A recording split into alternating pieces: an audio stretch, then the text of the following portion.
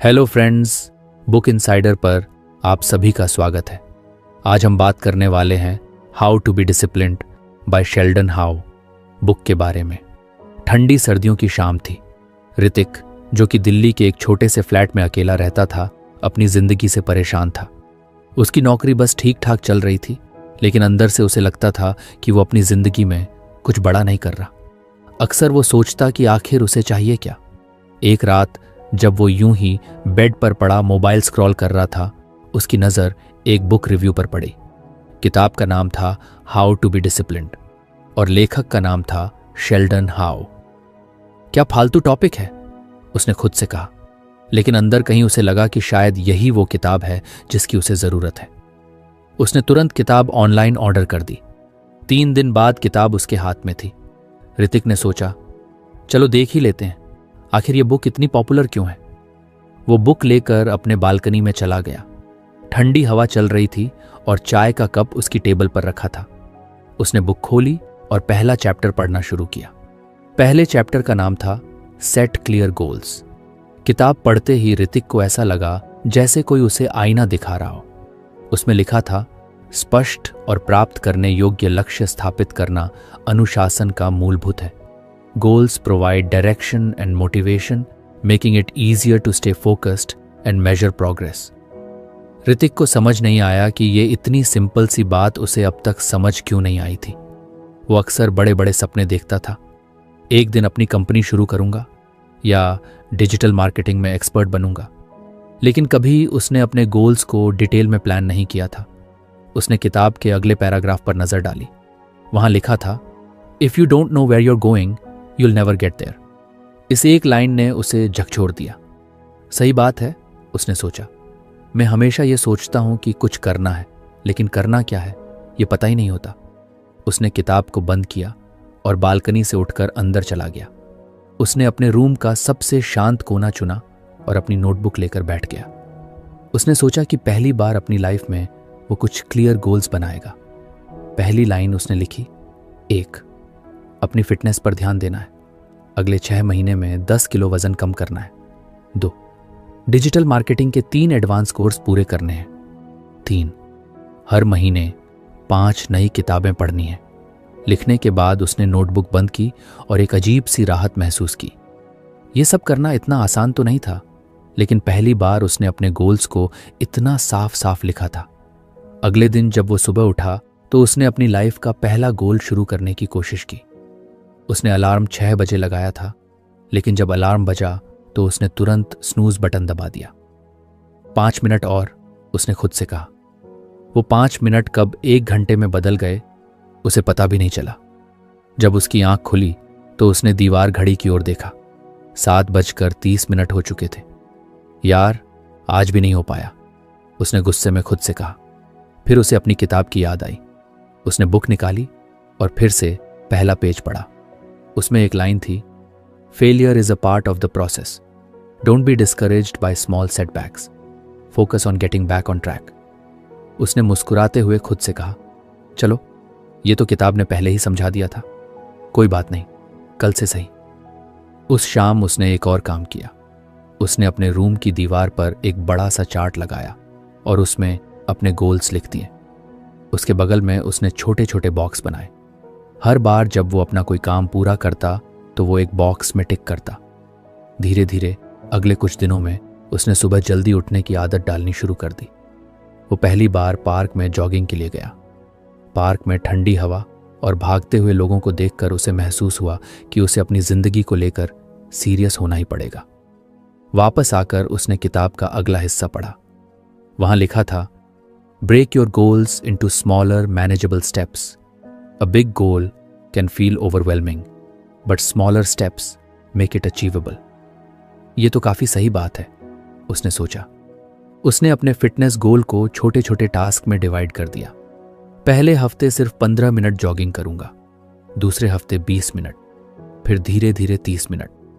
किताब का पहला चैप्टर जैसे उसकी लाइफ का गाइड बन गया था। वो हर बार उसे पढ़ता और अपनी लाइफ में अप्लाई करने की कोशिश करता। लेकिन लाइफ इतनी आसान कहाँ होती है। एक दिन उसकी माँ का कॉल आया। उन्होंने कहा, तुमने पिछले 2 हफ्तों से फ़ोन क्यों नहीं किया? हम यहाँ कितने परेशान हैं। ऋतिक को अचानक एहसास हुआ कि वो अपने गोल्स में इतना खो गया था कि उसने अपने परिवार से बात करना ही बंद कर दिया था। उसने फौरन माँ को कॉल बैक किया और उनकी बात ध्यान से सुनी। उसने सोचा कि शायद सेट क्लियर गोल्स का मतलब सिर्फ करियर और फिटनेस नहीं, बल्कि अपने रिश्तों को भी बैलेंस करना है। उसने अपनी नोटबुक निकाली और एक और लाइन लिखी, 4, हर हफ्ते अपने पेरेंट्स को कॉल करना और उनके साथ टाइम बिताना। इस तरह ऋतिक की लाइफ धीरे धीरे बदलने लगी। वो हर रात सोने से पहले अपने दिन का रिव्यू करता। अगर उसने कोई टास्क मिस कर दिया होता तो वो उसे अगले दिन की लिस्ट में जोड़ लेता। किताब के पहले चैप्टर ने उसे समझा दिया था कि गोल्स सिर्फ लिखने के लिए नहीं होते, बल्कि उन्हें जीना होता है। उसने सीखा कि गोल्स की वजह से उसकी जिंदगी में एक दिशा आई थी, लेकिन कहानी यहां खत्म नहीं होती। ऋतिक को समझ आ गया था कि यह सिर्फ शुरुआत है। शेल्डन हाउ की किताब का पहला चैप्टर तो एक झलक मात्र थी। उसे बाकी के चैप्टर पढ़ने थे और उन पर काम कर। अगर आपको हमारी फ्री समरी अच्छी लगती है तो आप हमारे चैनल को सब्सक्राइब कर सकते हैं, हमारी मेंबरशिप खरीद सकते हैं या हमें यूपीआई के थ्रू सपोर्ट कर सकते हैं। अब समरी पर वापस चलते हैं। वो खुद से मुस्कुराकर बोला, अब देखो ये किताब मेरी जिंदगी कैसे बदलती है। ऋतिक ने अगले कुछ दिनों में अपने पहले गोल्स पर अच्छा खासा काम कर लिया था। उसे लगा कि अब उसकी लाइफ धीरे धीरे पटरी पर आ रही है। उसके दीवार वाले चार्ट पर कई बॉक्स टिक हो चुके थे और हर टिक उसे एक नई एनर्जी देता था। उसने सोचा कि अब वक्त आ गया है किताब का अगला चैप्टर पढ़ने का। रात के खाने के बाद वो अपने फ्लैट के छोटे से कोने में बैठा। सामने उसकी किताब रखी थी। उसने कपड़े की बुकमार्क हटाई और अगला पेज पलटा। दूसरा लेसन था, डेवलप अ रूटीन। पढ़ते ही उसे लगा कि ये तो वही चीज है जो हमेशा उसकी सबसे बड़ी कमजोरी रही है। उसकी लाइफ इतनी बेतरतीब थी कि कोई भी चीज कभी प्लान के हिसाब से नहीं होती। कभी वो रात को देर तक जागता, कभी सुबह लेट उठता। वीकेंड्स तो पूरी तरह से यूं ही निकल जाते थे। किताब में लिखा था, creating a consistent daily routine helps in building habits that reinforce discipline. A structured schedule minimizes distractions and promotes productivity by allocating specific times for tasks. Hrithik ने किताब के हर शब्द को ध्यान से पढ़ा। उसे एहसास हुआ कि अगर वो सच में अपनी लाइफ में डिसिप्लिन लाना चाहता है तो उसे एक स्ट्रिक्ट रूटीन अपनाना पड़ेगा। उसने खुद से कहा, रूटीन बनाने का मतलब ये नहीं कि लाइफ बोरिंग हो जाएगी। इसका मतलब है कि मैं अपने टाइम का सही इस्तेमाल करना सीखूंगा। उसने तुरंत अपनी नोटबुक उठाई और लिखा, मेरा परफेक्ट रूटीन। 1, सुबह 6 बजे उठना। 2, 6:15 से 7 बजे तक एक्सरसाइज। 3, 7:30 तक ब्रेकफास्ट। 4, 8 बजे से 12 बजे तक वर्क टाइम। 5, 1 घंटे का लंच ब्रेक। 6, 1 बजे से 5 बजे तक फिर से काम। 7वीं शाम को 1 घंटा खुद के लिए, पढ़ाई, स्किल्स सीखने या रिफ्लेक्शन के लिए। 8वीं रात को 10 बजे तक सो जाना। रूटीन प्लान करना आसान था, लेकिन उसे फॉलो करना, वो ऋतिक को पता था कि यह सबसे मुश्किल पार्ट है। उसने सोचा, चलो कल से ट्राई करते हैं। अगली सुबह जब उसका अलार्म 6 बजे बजा तो उसे पहले दिन जैसा ही एहसास हुआ। उसने कुछ देर के लिए फिर से स्नूज बटन दबा दिया, लेकिन तभी उसे याद आया कि वो अब अपनी पुरानी आदतों पर नहीं लौट सकता। उसने झट से अलार्म बंद किया और बिस्तर से उठ खड़ा हुआ। उसने अपने फोन में टाइमर लगाया और अपने रूटीन के हिसाब से एक्सरसाइज शुरू की। शुरुआत में उसके शरीर को उठने में बड़ी मुश्किल हुई। उसे हर मिनट ऐसा लगा जैसे वो फिर से वापस सो जाए। लेकिन उसने किताब के उस हिस्से को याद किया जहां लिखा था, habits hard to build initially, लेकिन consistency makes them easy over time. पहले कुछ दिन उसके लिए बहुत स्ट्रगल वाले थे। कभी कभी वो ब्रेकफास्ट के टाइम पर बैठा ये सोचता कि क्या रूटीन बनाना सही फैसला था। लेकिन जैसे जैसे दिन बीतने लगे वो रूटीन का मजा लेने लगा। रूटीन का सबसे अच्छा असर उसकी प्रोडक्टिविटी पर हुआ। अब जब वो अपने काम पर बैठता तो उसका पूरा फोकस काम पर होता। उसे पता था कि उसने पहले से ही हर काम के लिए एक टाइम स्लॉट अलॉट किया है, इसलिए उसे सब कुछ ठीक से करने का टाइम मिलेगा।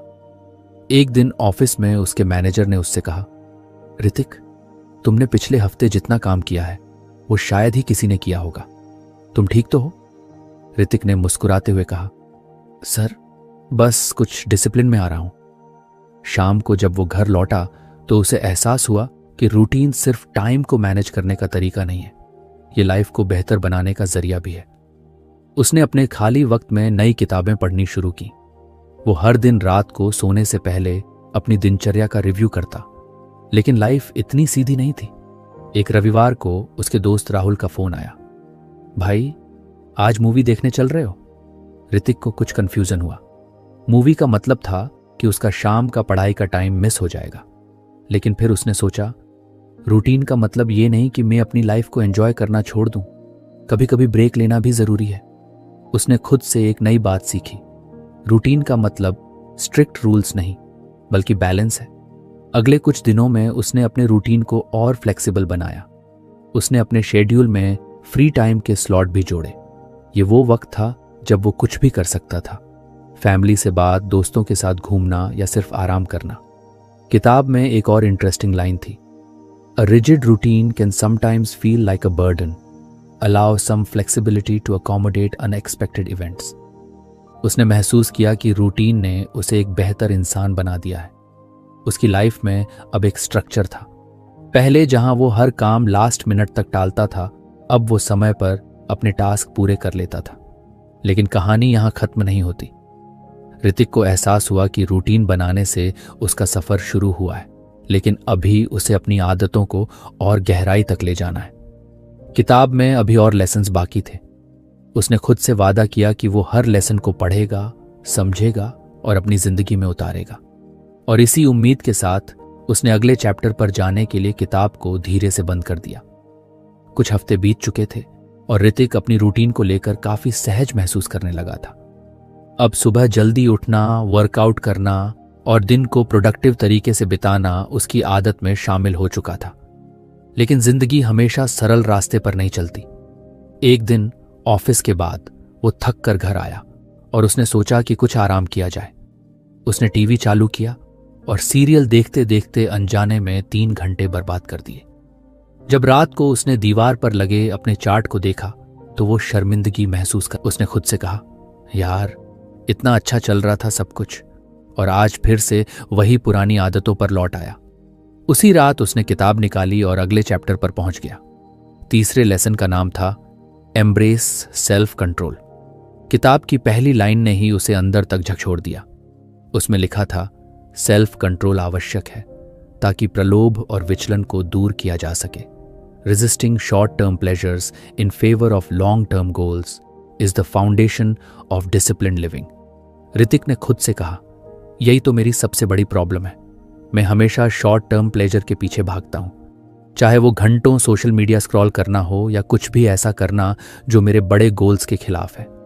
किताब में एक और इंटरेस्टिंग बात लिखी थी, distractions are everywhere and they often disguise themselves as harmless breaks. But every small temptation adds up to derail your progress. Hrithik ने अगले ही दिन से अपने अंदर सेल्फ कंट्रोल लाने की ठान ली। उसने सबसे पहले अपने सबसे बड़े डिस्ट्रैक्शन की पहचान की, उसका मोबाइल। उसने अपने फोन से सारी अनावश्यक ऐप्स डिलीट कर दी और स्क्रीन टाइम लिमिट सेट कर दी। उसने तय किया कि वो दिन में सिर्फ एक बार सोशल मीडिया चेक करेगा, वो भी सिर्फ 15 मिनट के लिए। पहले दिन ये करना उसके लिए बहुत मुश्किल था। कई बार उसका मन हुआ कि वो फोन उठाकर इंस्टाग्राम खोल ले, लेकिन उसने खुद को रोक लिया। किताब में लिखा था, सेल्फ कंट्रोल एक मसल है, the more you use it the stronger it becomes. ये लाइन उसके लिए गाइड की तरह बन गई। उसने महसूस किया कि सेल्फ कंट्रोल लाने का मतलब ये नहीं है कि वो हर चीज से खुद को दूर कर ले। इसका मतलब ये है कि वो अपनी प्रायोरिटीज को समझे और जो उसके गोल्स के खिलाफ है उसे ना कहना सीखे। कुछ दिन बाद एक और चुनौती उसके सामने आई। शनिवार की शाम उसके दोस्त उसे कॉल करके पार्टी के लिए बुला रहे थे। वो जानता था कि अगर वो गया तो पूरी रात पार्टी में निकल जाएगी और अगले दिन सुबह उठकर वर्कआउट करने का कोई चांस नहीं रहेगा। उसने खुद से सवाल किया, क्या मुझे जाना चाहिए या मुझे अपने लॉन्ग टर्म गोल्स पर फोकस करना चाहिए? किताब की एक और लाइन उसे याद आई, हर बार जब आप एक तमन्ना का विरोध करते हैं तो आप एक कदम और करीब आते हैं बनने के लिए जिस व्यक्ति को आप बनना चाहते हैं। ऋतिक ने आखिरकार पार्टी में न जाने का फैसला किया। उसने दोस्तों से माफी मांगी और उन्हें समझाया कि वो इस वक्त अपनी लाइफ पर काम कर रहा है। हालांकि ये करना उसके लिए आसान नहीं था। मन में कहीं उसे ये भी लगा कि शायद दोस्त उसे अब बोरिंग कहेंगे। लेकिन अगले दिन सुबह जब वो समय पर उठा और अपनी दिनचर्या फॉलो की तो उसे अपनी इस जीत पर गर्व महसूस हुआ। एक दिन जब वो शाम को किताब पढ़ रहा था, उसने उसमें लिखा देखा, discipline is choosing between what you want now and what you want most. उसने महसूस किया कि सेल्फ कंट्रोल सिर्फ बड़ी चीजों में नहीं बल्कि छोटी छोटी आदतों में भी जरूरी है। उसने ठान लिया कि वो अपनी लाइफ के हर छोटे पहलू में इसे लागू करेगा। उदाहरण के लिए, जब वो ऑफिस में लंच के बाद मीठा खाने की आदत बना चुका था, उसने उसे छोड़ने का फैसला किया। पहली बार जब उसने अपने फेवरेट गुलाब जामुन को देखा और खुद से कहा, नहीं, ये मेरे फिटनेस गोल के खिलाफ है, तो उसे महसूस हुआ कि सेल्फ कंट्रोल कितना मुश्किल लेकिन जरूरी है। किताब में आगे लिखा था, the key to mastering self control is to remind yourself of your bigger goals whenever a temptation arises. Hrithik ने इस सलाह को अपने दिमाग में फिट कर लिया। उसने हर उस चीज को अपने सामने रखना शुरू कर दिया जो उसे उसके बड़े गोल्स की याद दिलाए। उसकी नोटबुक, दीवार पर लगे चार्ट और उसकी खुद की journey, all these became his motivators. धीरे धीरे उसकी इच्छाओं पर काबू पाने की ताकत बढ़ने लगी। अब जब भी उसे कोई डिस्ट्रैक्शन दिखता, वो खुद से एक ही सवाल करता, क्या ये मुझे मेरे बड़े गोल्स के करीब ले जाएगा या दूर करेगा? कुछ हफ्तों बाद उसके ऑफिस में एक और चैलेंज आया। कंपनी ने एक नया प्रोजेक्ट दिया जिसमें उसे देर रात तक काम करना होता। पहले वो हमेशा ऐसे हालात में बहाने ढूंढता कि प्रोजेक्ट कैसे टाला जाए, लेकिन अब उसने सेल्फ कंट्रोल के साथ अपने समय को मैनेज करना सीखा। उसने अपने रूटीन को कुछ बदला ताकि प्रोजेक्ट के साथ साथ उसकी बाकी आदतें भी बनी रहें। ऋतिक को एहसास हुआ कि सेल्फ कंट्रोल सिर्फ डिस्ट्रैक्शंस को इग्नोर करने के लिए नहीं बल्कि मुश्किल परिस्थितियों में खुद को बेहतर तरीके से संभालने के लिए भी जरूरी है। किताब के इस लेसन ने उसकी लाइफ का एक और दरवाजा खोल दिया था। उसने महसूस किया कि जो लोग अपनी छोटी छोटी इच्छाओं को कंट्रोल करना सीख जाते हैं वही बड़ी बड़ी चीजें अचीव कर पाते हैं। और इस तरह ऋतिक ने अपनी जर्नी को और आगे बढ़ाने का फैसला किया।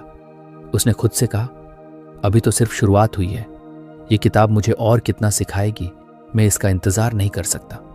अगली रात उसने किताब के अगले चैप्टर पर जाने के लिए उसे धीरे से बंद कर दिया। ऋतिक की जिंदगी धीरे धीरे बदल रही थी। रूटीन और सेल्फ कंट्रोल के लेसन्स को उसने अपनी लाइफ का हिस्सा बना लिया था। हर दिन उसके भीतर एक नई एनर्जी और मोटिवेशन होती थी, लेकिन फिर भी कुछ ऐसा था जो उसे खटक रहा था। कई बार जब वो काम करता तो उसका मन भटकने लगता। वो एक काम में लगा होता और तभी अचानक किसी पुराने पल की याद आ जाती या भविष्य की चिंता उसके दिमाग में घूमने लगती।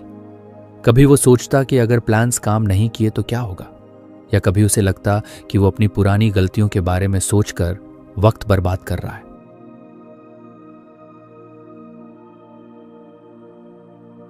एक दिन जब वो शाम को अपने फ्लैट की बालकनी में बैठा था तो उसने खुद से कहा, मैंने डिसिप्लिन और सेल्फ कंट्रोल पर तो काफी काम कर लिया है, लेकिन ये ध्यान क्यों भटकता रहता है।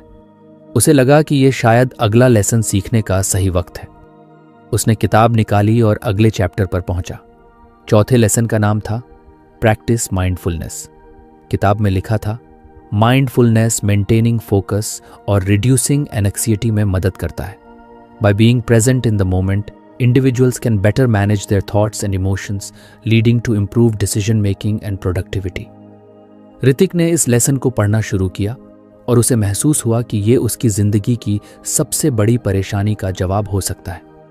उसने सोचा, मैं अक्सर या तो अतीत में जीता हूं या भविष्य की चिंता में खो जाता हूं, लेकिन शायद मैं अभी के पल को जीने में असफल हूं। किताब में एक और लाइन थी जिसने उसका ध्यान खींचा, The mind is like a monkey, always jumping from one thought to another. Mindfulness helps you tame this monkey and bring it to the present moment. Hrithik ने तुरंत इस लेसन को अपनी जिंदगी में लागू करने का फैसला किया। अगली सुबह जब उसने अपना वर्कआउट खत्म किया तो उसने एक नई प्रैक्टिस शुरू की। उसने इंटरनेट पर देखा कि माइंडफुलनेस मेडिटेशन कैसे किया जाता है। उसने अपनी बालकनी में एक शांत जगह चुनी, आंखें बंद की और गहरी सांसें लेने लगा। पहले कुछ मिनटों तक उसका दिमाग हर दिशा में भागता रहा, कभी ऑफिस के काम की चिंता, कभी किसी पुराने झगड़े की याद। लेकिन उसने खुद से कहा, जो भी ख्याल आए उन्हें आने दो, लेकिन मैं अपनी सांस पर फोकस करूंगा। धीरे धीरे उसने महसूस किया कि उसके विचार धीमे हो रहे हैं। जैसे जैसे वो गहरी सांस लेता गया, उसका मन शांत होता गया। पहली बार उसे ऐसा लगा कि वो अपने दिमाग को कंट्रोल कर पा रहा है। किताब में लिखा था, माइंडफुलनेस न ही बंद करने के बारे में है, ये देखने के बारे में है कि वे बिना किसी निर्णय के देख रहे हैं और सौम्य ढंग से अपनी ध्यान को वापस प्रस्तुत कर रहे हैं। इस प्रैक्टिस को उसने अपनी डेली रूटीन का हिस्सा बना लिया। हर सुबह और रात को सोने से पहले वो 10 मिनट के लिए मेडिटेशन करता। इसका असर उसकी पूरी जिंदगी पर दिखने लगा। जब वो ऑफिस में काम करता तो अब उसका फोकस पहले से बेहतर था। अगर उसका ध्यान भटकता तो वो कुछ पल के लिए गहरी सांसें लेता और खुद को वापस काम पर फोकस करने के लिए तैयार करता। एक दिन ऑफिस में एक बड़ा प्रोजेक्ट मिला। टीम लीड ने सभी को बताया कि ये काम बहुत मुश्किल होगा और डेडलाइन भी कड़ी है। ऋतिक की टीम के लोग परेशान हो गए, लेकिन उसने खुद को शांत रखा। उसने अपनी माइंडफुलनेस प्रैक्टिस का इस्तेमाल किया। जब बाकी लोग घबराहट में इधर उधर बातें कर रहे थे, ऋतिक ने चुपचाप एक प्लान बनाया। उसने अपने हिस्से का काम छोटे छोटे हिस्सों में बांट लिया और हर दिन के लिए एक टास्क तय किया। उसकी शांत और व्यवस्थित अप्रोच देखकर टीम लीड ने उसकी तारीफ की। उसने किताब की एक और लाइन याद की, माइंडफुलनेस न केवल आपको दबाव के बीच शांत रहने में मदद करती है, बल्कि आपकी सोच को स्पष्ट करने और बेहतर निर्णय लेने में मदद करती है। माइंडफुलनेस का असर उसकी पर्सनल लाइफ पर भी हुआ। पहले जब वो दोस्तों के साथ होता तो अक्सर उसका ध्यान कहीं और होता था, लेकिन अब वो हर बातचीत में पूरी तरह मौजूद रहता। उसे एहसास हुआ कि जब आप अपने करीबी लोगों को अपना 100% ध्यान देते हैं तो रिश्ते भी मजबूत होते हैं। एक दिन उसने अपनी माँ को फोन किया। जब वो बात कर रही थी तो उसने खुद से वादा किया कि वो उनका हर शब्द ध्यान से सुनेगा। पहले जहां वो फोन पर सिर्फ हाँ ठीक है कहकर बात खत्म कर देता था, अब वो उनकी बातों पर प्रतिक्रिया देता और उनकी भावनाओं को समझने की कोशिश करता। माइंडफुलनेस का सबसे बड़ा असर उसकी चिंता और तनाव पर हुआ। पहले वो छोटी छोटी बातों पर परेशान हो जाता था, लेकिन अब जब भी उसे तनाव महसूस होता, वो गहरी सांस लेकर खुद को याद दिलाता, मैं इस पल में हूं, अभी जो है वही सच है, बाकी सब मेरे दिमाग का खेल है। किताब में एक और लाइन थी जिसे उसने अपने वर्क स्पेस की दीवार पर लिखकर लगा दिया, the present moment is the only place where life truly exists, learn to live in it. धीरे धीरे माइंडफुलनेस उसकी जिंदगी का हिस्सा बन गई। उसने महसूस किया कि इस एक प्रैक्टिस ने उसकी सोच, काम और रिश्तों में गहराई ला दी है। अब वो हर दिन को खुली आंखों और खुले दिल से जीता था। ऋतिक को समझ आ गया था कि माइंडफुलनेस सिर्फ मेडिटेशन तक सीमित नहीं है। ये हर उस पल में मौजूद हो सकता है जब आप खाना खा रहे हों, काम कर रहे हों या किसी से बात कर रहे हों। एक शाम जब वो बालकनी में बैठा था तो उसने आसमान की तरफ देखा। सूरज ढल रहा था और बादल हल्के नारंगी रंग के हो गए थे। उसने उस पल को पूरी तरह महसूस किया। पहले वो इन छोटी छोटी चीजों को नजरअंदाज कर देता था, लेकिन अब उसे एहसास हुआ कि यही पल जिंदगी को खूबसूरत बनाते हैं। किताब के इस लेसन ने उसकी सोच को बदल दिया था। उसने खुद से कहा, अगर मैं हर पल को ध्यान से जीना सीख जाऊं तो शायद जिंदगी की हर चुनौती आसान हो जाएगी। और इसी वादे के साथ उसने किताब को अगले चैप्टर के लिए बंद कर दिया। ऋतिक की लाइफ धीरे धीरे ट्रैक पर आ रही थी। माइंडफुलनेस, सेल्फ कंट्रोल और रूटीन की मदद से वो पहले से कहीं ज्यादा प्रोडक्टिव और शांत महसूस करने लगा था। लेकिन लाइफ हर वक्त एक जैसी नहीं रहती। कभी कभी सब कुछ सही करने ये उसकी पहली बड़ी जिम्मेदारी थी। उसने पूरी प्लानिंग कर रखी थी, हर छोटी डिटेल पर ध्यान दिया, अपने टीम मेंबर्स के साथ डिस्कशन किया और तय समय पर काम खत्म करने का पूरा भरोसा था। लेकिन जैसे जैसे डेडलाइन करीब आई, चीजें बिगड़ने लगीं। टीम के कुछ लोग अपनी डेडलाइन मिस करने लगे और ऋतिक का खुद का काम भी पीछे छूटने लगा। उसने जितनी मेहनत की उससे कई गुना ज्यादा दबाव महसूस किया। डेडलाइन के दिन प्रोजेक्ट अधूरा ही रह गया। उसके मैनेजर ने उसे अपने केबिन में बुलाया और नाराजगी जताई। ऋतिक को खुद पर बहुत गुस्सा आया। उसने सोचा, मैंने इतनी मेहनत की फिर भी असफल हो गया। शायद मैं इस काम के लिए बना ही नहीं हूं। उस शाम वो घर आकर बालकनी में बैठा। ऐसा लग रहा था जैसे सारी मेहनत बेकार हो गई हो। उसने किताब को उठाया और अगले चैप्टर पर गया। 5वें लेसन का नाम था लर्न फ्रॉम फेलियर्स।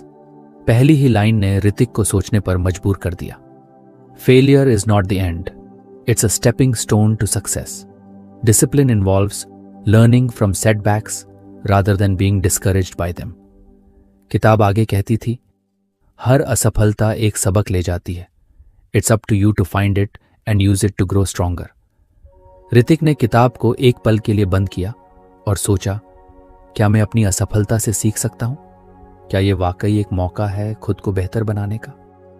अगले कुछ दिनों तक उसने अपने प्रोजेक्ट पर ध्यान से रिव्यू किया। उसने सोचा कि क्या क्या गलत हुआ था। उसने पाया कि उसने कुछ छोटी छोटी गलतियों पर ध्यान नहीं दिया था। उदाहरण के लिए, टीम के साथ नियमित चेक इन करना भूल गया था और कई बार खुद ही काम संभालने की कोशिश की, बजाय इसे सही तरीके से डेलीगेट करने के। किताब में लिखा था, failures often happen because of overlooked details. Reflect on your mistakes, not to blame yourself but to improve. Hrithik ने अपनी गलतियों को स्वीकार किया। उसने खुद से वादा किया कि अगली बार वो बेहतर तरीके से तैयारी करेगा, लेकिन साथ ही उसने खुद को याद दिलाया कि एक प्रोजेक्ट में फेल होना उसकी पूरी काबिलियत पर सवाल नहीं उठाता। उसने खुद को मोटिवेट करने के लिए किताब में लिखी एक और लाइन दोहराई, failure is a detour, not a dead and.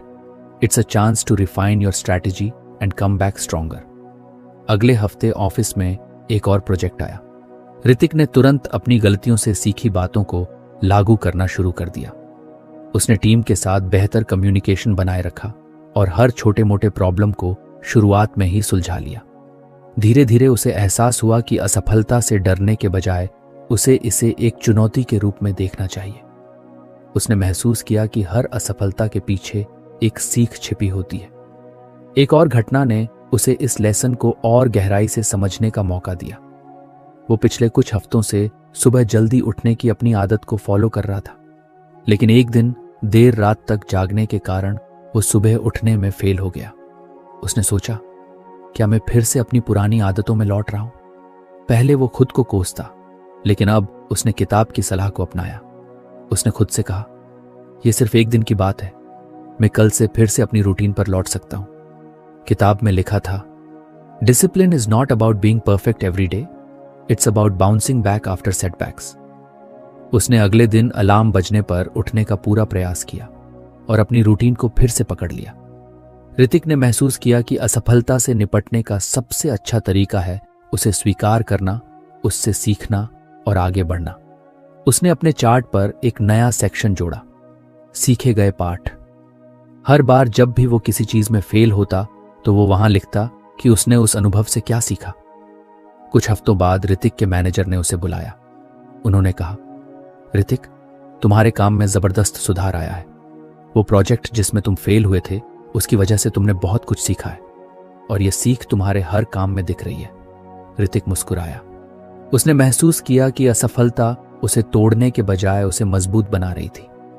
किताब में एक और बात लिखी थी, resilience is build through failures, the more you face setbacks the stronger you become. इस लेसन ने ऋतिक की सोच को पूरी तरह बदल दिया था। अब जब भी उसे किसी काम में असफलता मिलती तो वो घबराने या निराश होने के बजाय खुद से पूछता, इससे मुझे क्या सीखने को मिला? एक दिन जब वो अपने फ्लैट में बैठा था, उसने अपने पुराने दोस्तों को याद किया। वो दोस्त जो उसे कभी कभी लूजर कहकर चिढ़ाते थे जब वो किसी काम में फेल हो जाता था, लेकिन अब वो जानता था कि फेल होना कमजोरी नहीं है। उसने खुद से कहा, फेल होना जरूरी है, बिना फेल हुए मैं कभी सीख ही नहीं पाता। उस शाम उसने किताब को फिर से खोला।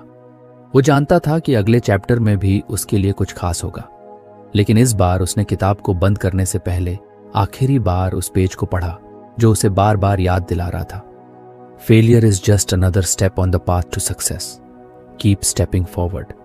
और उसने खुद से वादा किया कि वो हर असफलता को गले लगाएगा और उससे सीखकर आगे बढ़ेगा। ऋतिक अब तक किताब के 5 लेसन्स को अपनी जिंदगी का हिस्सा बना चुका था। हर नया लेसन उसकी सोच को और बेहतर बनाता था। उसने खुद को बहुत बदलते हुए देखा था। पहले जो आदमी हर छोटी असफलता पर खुद को दोषी ठहराता था, वो अब खुद को सिखा चुका था कि गिरना जरूरी है और गिरकर उठना उससे भी ज्यादा। लेकिन अभी उसकी यात्रा पूरी नहीं हुई थी। किताब के आखिरी चैप्टर ने उसकी उत्सुकता को बढ़ा दिया। उसने किताब को फिर से खोला और ये वो शब्द था जो उसकी लाइफ में अब तक सबसे ज्यादा मायने रखता था। उसने महसूस किया कि उसके सारे प्रयास, चाहे वो अपने गोल सेट करना हो, रूटीन बनाना हो, माइंडफुलनेस अपनाना हो या असफलताओं से सीखना हो, सब कुछ तभी काम करता है जब वो लगातार बना रहे। किताब में लिखा था कि एक बार के प्रयास से कुछ नहीं बदलता।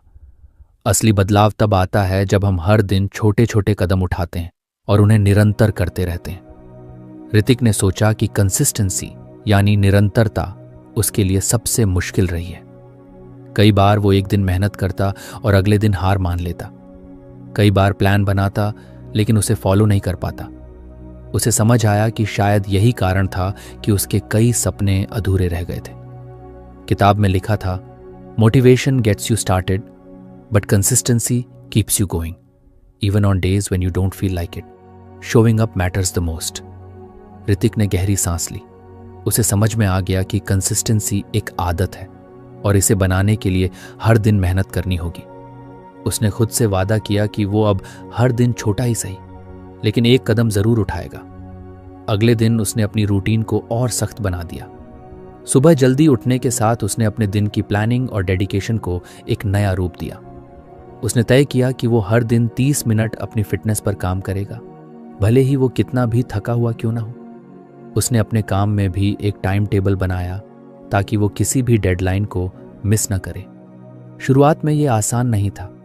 कई बार ऐसा हुआ कि उसकी सुबह की अलार्म बजने के बाद वो बिस्तर में ही पड़ा रहा। कई बार ऐसा हुआ कि वर्कआउट के लिए तैयार होते वक्त उसे बहाने सूझने लगे। लेकिन हर बार उसने खुद को याद दिलाया, कंसिस्टेंसी सबसे जरूरी है। अगर आज हार मान ली तो कल ये और मुश्किल हो जाएगा। धीरे धीरे उसने महसूस किया कि ये छोटे छोटे कदम उसे एक नई दिशा में ले जा रहे हैं। एक दिन ऑफिस में उसके मैनेजर ने उसे एक बड़ा प्रोजेक्ट दिया। ये वही तरह का प्रोजेक्ट था जिससे कुछ महीने पहले वो फेल हो चुका था, लेकिन इस बार उसके अंदर डर के बजाय आत्मविश्वास था। उसने खुद से कहा, इस बार मैं अपने प्लान को सिर्फ बनाऊंगा नहीं बल्कि उसे लगातार फॉलो भी करूंगा। ऋतिक ने काम की शुरुआत छोटे छोटे हिस्सों में बांटकर की। उसने अपनी टीम के साथ नियमित मीटिंग्स रखी और हर किसी के काम का फीडबैक लिया। उसने खुद के लिए एक टाइम टेबल बनाया और हर टास्क को समय पर पूरा किया। जब भी उसका ध्यान भटकता या उसे थकान महसूस होती तो वो गहरी सांस लेकर खुद से कहता, बस एक और कदम, बस एक और कोशिश। धीरे धीरे उसका काम समय पर और बिना किसी बड़ी गलती के खत्म होने लगा। उसकी टीम के लोग भी उसकी कंसिस्टेंसी से प्रेरित थे। डेडलाइन के दिन प्रोजेक्ट पूरा हो गया और उसका मैनेजर उसकी मेहनत और लीडरशिप की तारीफ करते नहीं थका। ऋतिक को एहसास हुआ कि कंसिस्टेंसी का असर सिर्फ उसके काम तक सीमित नहीं था, ये उसके हर पहलू में झलकने लगा। उसने अपनी फिटनेस पर भी इसी तरह काम करना जारी रखा।